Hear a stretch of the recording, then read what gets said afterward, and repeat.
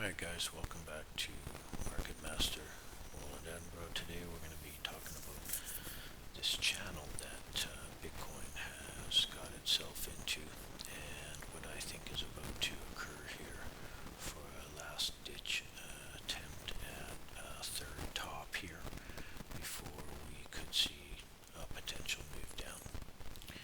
I've populated the chart here so that we could see the channel. Maybe the square might be in front of it a little bit, but so I've lined up the 0 degrees on 126 on the Pythagoras cube where the top is, and I lined up October 5th on the red ring, the second ring in, which is the bear market ring, which runs anti-clockwise. So when assets go down in price, it can go with the flow. Same with on our scale, on our circle or longitude ring, the numbers go down to the next ring or circle. Alright, if you're new here, I'm Roland Attenborough, and I'm the current student of W.D. Gann and the leading Gann scientific and analytical researcher. I've been putting out some Python programs for predictive technology based upon William's work, and I've been working really hard on ascertaining those goals. Let's move forward and talk about what is about to occur here, as we have a higher bottom inside of our channel here. Nobody can dispute that we have a higher bottom, and it looks like a retest of our topping pattern here is about to occur. And from that, what could we surmise, or what would be a logical or sensible determination? In lieu of the fact that we have a channel that is forming here with our white lines, we have what appears to be a vector or a trajectory where we think, and I've put this little yellow flag here, where I think a change in the trend is likely to occur. This does not mean that it cannot change here sooner. I wanted to talk about something that occurred back here. So Mercury went retrograde on the last day of June, and I'm just going to show you that really quickly here, as I like to show you all these things.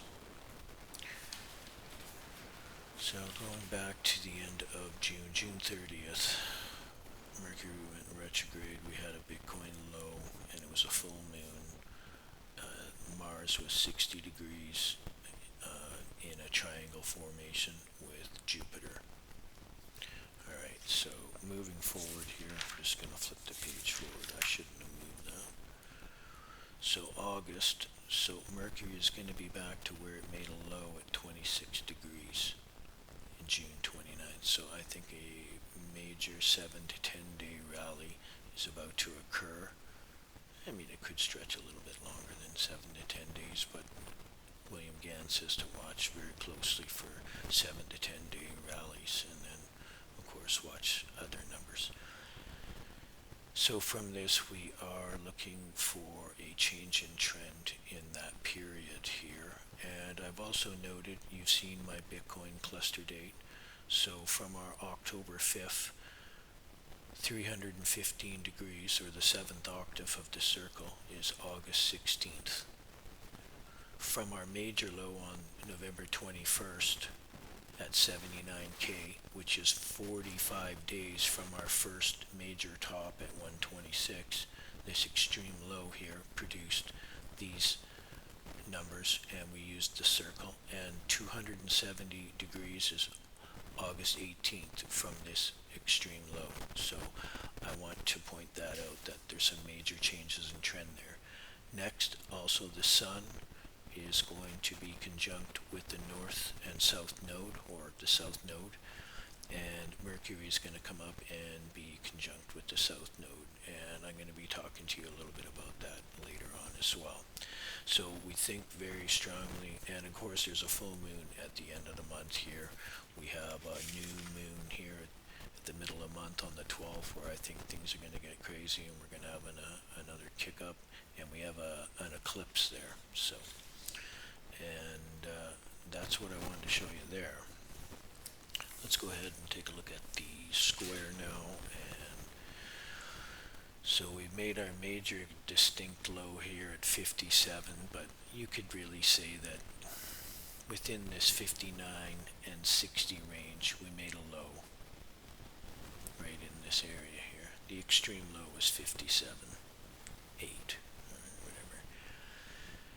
So from there, we would be looking for lines on this Pythagoras cube, or the 45-degree angles, or the 7 octaves of numbers in music. If you're a musician, you understand that better, right? So we go around, and there's 7 octaves, and then you have to go back to the beginning, all right? So in our channel here at 60, we're stating that a 90-degree angle, and where the most resistance will take place likely, is 68 to 69,000.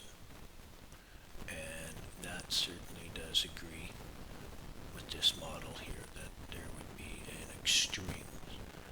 Now the 45-degree angle from that low area represents this 64 level. And of course, we are in that 64 level. So if we can stay above 64 here, then the likelihood is we're going to have a run up here and a rally up to 68. But I'm suggesting that you don't chase it. I'm suggesting that you're being careful with your stops and you keep them quite close. Keep them tight, as we're about to have another change in trend, and it's possible and likely that we make a move down. So I put this white, this bars here that you can see here above here. This is actually from the October 5th top down to the November low, which I just showed you on the Bitcoin cluster in that open booklet.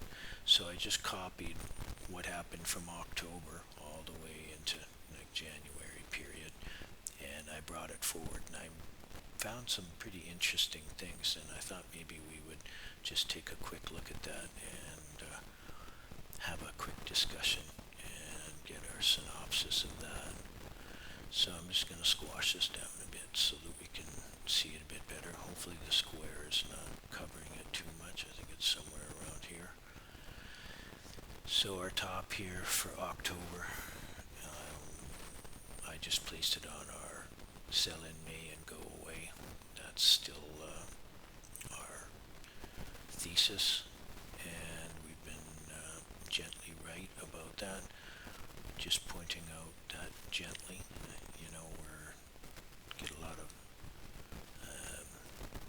negative comments because we're in a bear market and we keep calling these turns. So let's just keep focused on market behavior and what happens inside these channels. And when we can get up and push on them, we usually meet resistance. So this here has shown us that the exhaustion level of the November 21st period, where we came down and made 79,000 from our 126 high, it shows us this repeating pattern in the marketplace here put up against our May tops. So herein is a model of a time frame that we could look for changes in trend, or an occurrence of a repetition for a fake out move. And this typically goes on in these channels, whether or not we're in a bear market or whether or not we're in a bull market. We get into these channels, and the opinions always swap whenever we're in a different market. So looking at this, we have a triple top in our previous, looks like a quadruple top here, however, but we'll just sort of call this 1, 2, and 3, and we're doing about the same, a 1, 2, and it looks like we're about to complete third top, and to watch for those in market moves. If you have the books of William Gann, he states clearly in How to Make Profits in Commodities. He has a section there on, talks about single, double, triple tops, quadruple tops, and whatnot. So he covers quite a few different topics for strategies when we're in a channel. So right now we are pushing for what looks like and appears to be a, well, let's just call it a, what it is. It's a bear market rally is about to ensue, and we're going to have some testing going on of some critical areas here where people will be challenged whether or not we're going to have a big move or not. Now, as I stated, there's going to be an eclipse and a full moon here, so there's going to be a lot of emotional, tugging going on from the universe. So to just be aware of your emotions, and that this is going to be a topping pattern here, and that it can wane a little bit longer before the major change comes. So we were stating the 16th and 18th, something significant, but this can kick off right around where the full moon is and excite the market. So to just be aware of that. So are stating that this would be a 90-degree angle, and it's exactly 180 degrees from 126, our topping area. So this agrees strongly for a bear market rally and a change in trend, and I wanted you to be aware of that. So looking also further, we'll look at the longitude. So we've used the inner square. Now we're going to use the longitude of the circle. So we've got our 0 marker still lined up with October 5th, right? And it's still going backwards. And directly across from our top is 126 degrees of longitude on the wheel, which is 180 degrees from the starting point, right? So just wanted to show you that. So from here we also have some other numbers inside, which are 90 and 54 are right here on our longitude, and then on this side of the 0 is obviously our 108, 72, and 36. So inside of that we can continue to find where Bitcoin is vibrating, and right now 64 and 65 is right here, and we have Pluto sitting here at 67 to 68, and we have the North Node at 70. So this is a very, very high area for resistance and overhead resistance to kick in. If we were to get above that, then it's likely impossible we could push into the underbelly of the previous campaign ahead of us or behind us. So at this point I'm still suggesting that this is a bear market rally, and we will possibly have a retest here of some areas and then a move down. So I thought I'd show you that on the daily chart, and just go have a look and see what's going on the weekly chart here. I think I lined up those weekly moves and whatnot on there. Okay, so the small move from this top here coming down is this maneuver here. So this whole bear market campaign right here. Then I took the campaign in white here, these big large bars, and these are from last year, from our last top at 69 and 67,000. It was back in April, and then October and November here where we made that top, and then we made our move down to 15,000, right? And I called the bottom here the 12, 13, and 14 months, right? You remember that video? I made that May 6th of 2022. It was just before we had our major bottom. Anyhow, I just wanted to point that out, that we're just following what history has showed us. So hopefully the square isn't covering this. I'll just move this up a bit. So I've pegged our top on the middle part, which is our August, and it's indicating that in this area here for September and October we can have a major change in trend. Now I want to move this over and show you our next point, and it's looking like we've had a top and a move down here, and we're making our secondary tops here again, and it looks like we might just be getting ready to move into this September period where a lot of downward movement is possible to occur here before a change. So let's take it, and let's also move this back to our first top, I believe is back here in July here. Let's just go back a little bit here. Sorry, I think I went a little too far there. Of course I did. Here we go. Okay, so right, our first major top in July, and our 12, 13, and 14 months for a bottom is agreeing very strongly with that model. A secondary topping pattern here, a move down. We got to move back down into this period here, then another retest, and then a move down, and then the ending of the pattern, and then a move up. So a thesis for our Bitcoin is we could be running on this July top, which is in line with XRP. XRP topped out at just around this period as well. So it is an area to be watching for a 12 and 13 and 14 month bottom, which is of course what's more or less occurred. And but I'm still of the thesis that we're in for a bottom between this late September, which is our October, November, and up to into December. We could have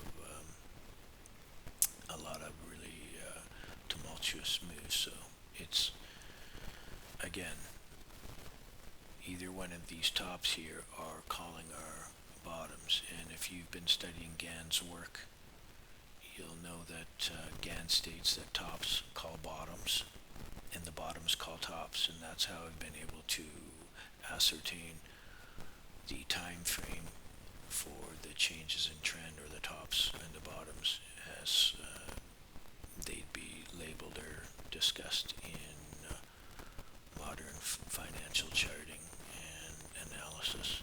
So again, just looking back now or forward at what this would look like again. So the latest period for us in this year would start to pull into the November and December period here before we have a major change in trend and a move up. So and that would likely be a higher low sometime in January, as we always get some type of capitulation low in the January periods, as has been seen before in numerous rallies, as well as tops.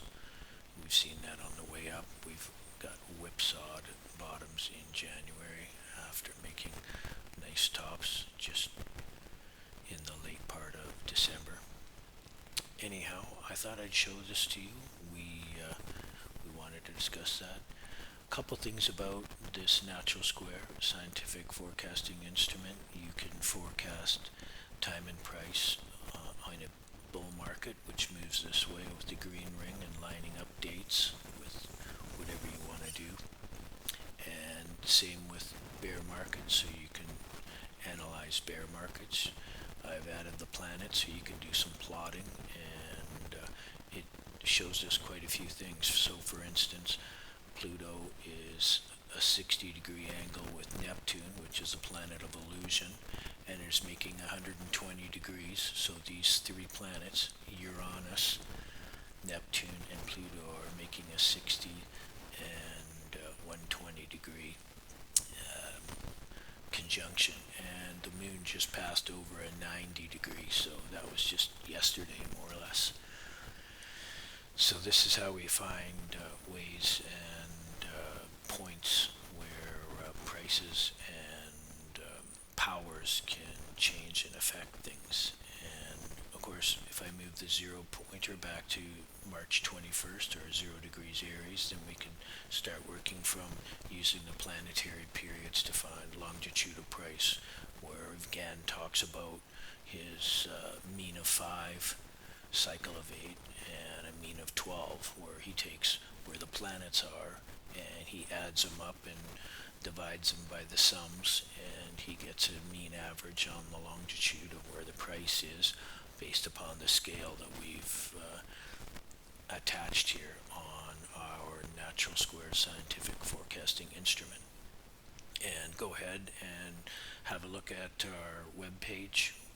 Go ahead and Google Market Master Roland Attenborough. We have a website there, and you can go have a look at our products and services and whatnot. We're going to be updating our website coming soon here for our investor demos and our subscription services for investment firms to acquire our private predictive technology. That's all based on William Gann's work, which I wrote in Python language, and I think it's about 36 modules in that one. It's a very large